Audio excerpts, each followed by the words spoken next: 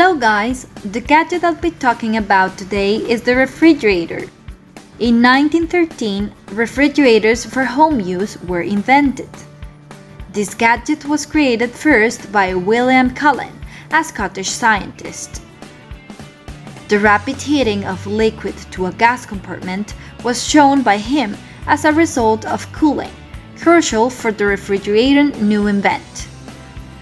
For me, the world has been revolutionized by this invention, and although it is not a gadget of this century, I think it still deserves to be in this video since its domestic use has greatly affected our lives today. Despite now we do not realize its impact, or we have forgotten the great change that it brought to humanity since its invention. Refrigerators are used to preserve food by making it cold. Cold temperatures help food to stay fresh longer.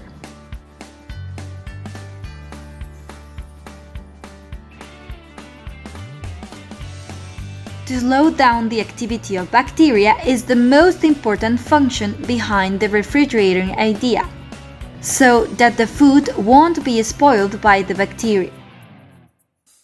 I can't even imagine how people before this invention had to handle to preserve food and have fresh elements.